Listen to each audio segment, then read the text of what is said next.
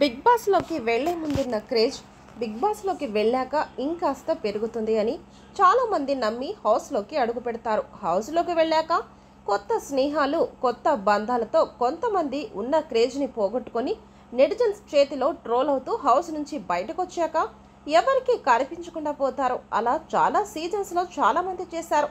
ఇప్పుడు ఈ సీజన్లో సోనియా హౌస్ బయట విపరీతమైన నెగిటివిటీ మూటగట్టుకుంది. హౌస్ లోపల నిఖిల్, పృథ్వీలతో చేసిన స్నేహం, ఆమె ఆడిస్తే వాళ్ళు ఆడినట్లుగా ప్రాజెక్ట్ అవడం అన్నీ సోనియాను బ్యాడ్ చేశాయి. హౌస్లోనూ బయట కూడా సోనియాపై వచ్చిన నెగిటివిటీ, ట్రోల్స్ ఇప్పటి వరకు ఏం కంటెస్టెంట్ మీద రాలేదు.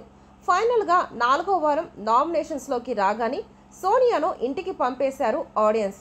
తాజాగా ఆమె బిగ్ బాస్ విషయాలను మాట్లాడుతూ, బిగ్ బాస్ వలన నా ఇమేజ్ పెరుగుతుంది అనుకుంటే బిగ్ బాస్ నన్ను రోడ్డున పడేశాడంటూ సంచలన వ్యాఖ్యలు చేసింది. నేను హౌస్లో విష్ణుప్రియను టార్గెట్ చేశాను అని చూపించారు.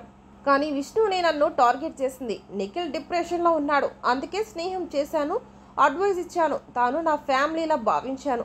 నేను హౌస్లో ఏ తప్పు చేయలేదు, కానీ నా మాటలను ఇష్టం వచ్చినట్టుగా ఎడిట్ చేసి చూపించడం తప్పు. నేను బయట ఎవరికైనా అడ్వైజ్ ఎలా ఇస్తానో నిఖిల్, పృథ్వీలకు అలానే ఇచ్చాను.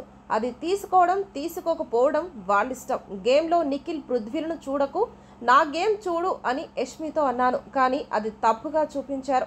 నాగార్జున గారు కూడా సపోర్ట్ చేయలేదు. అక్కడ నీ నిజాయితీ ఏమైపోయింది? అప్పుడే నాకు హౌస్లో ఉండాలనిపించలేదు.